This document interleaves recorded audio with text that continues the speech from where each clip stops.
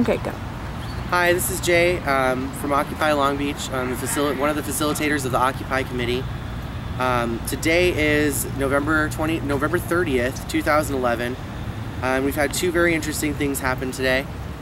Today I was woken and the police have decided that we are not allowed to have a display or chairs or a table on the corner of Ocean and Pacific.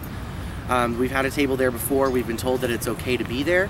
But they've decided that today we're not allowed to be there. Another point of information, just down the street, there's a table right in front of the courthouse put up by the Medical Marijuana Collective people. They're gathering signatures out there. They have display signs, and they have said we went down there and talked to them, and they said the police haven't bothered them. They plan on being out there protesting, handing out information like we were for the next 25 days, and we're probably going to end up going and joining them since that seems to be a safer zone than the corner.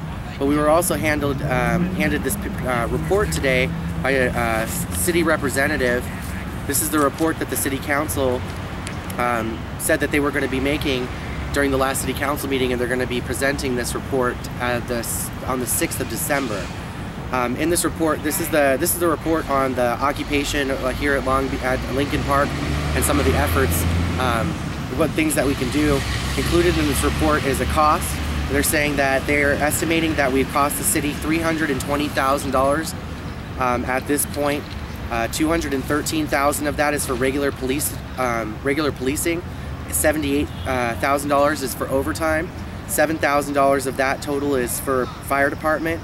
The public works, which would be our trash, I guess, and possibly the porta potties that don't work very well and are disgusting and have maggots in them.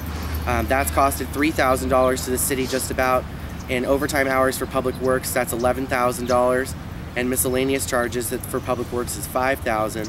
And they're also saying that for parks and rec, we've cost them $1,000 up until this point. So I just think that that's not accurate either. They're saying in this report that that accounts for 0.03% of the Police Bureau's annual regular staff time budget and 1.7% of its overtime budget.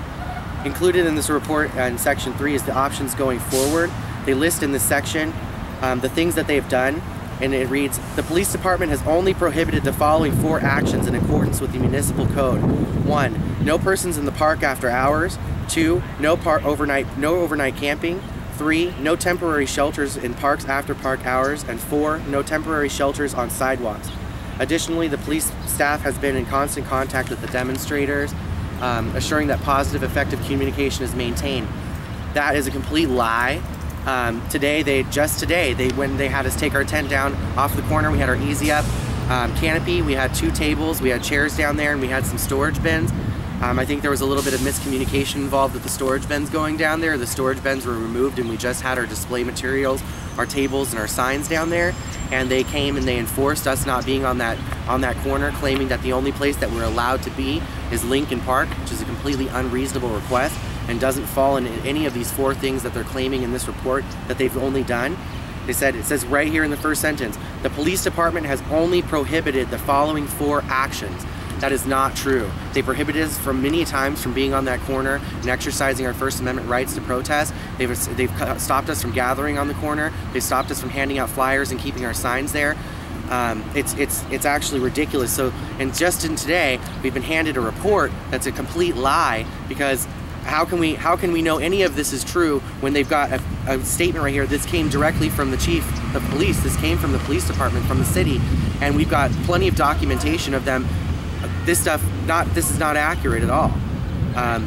Especially, and I would like to see a extremely detailed report of how we've cost the city $213,000 in policing. I've been here for a majority of the time this last month, and I haven't seen $213,000 worth of policing. In fact, I've seen a lack of policing down here. I've seen the police building an unsafe place down here by lack of police.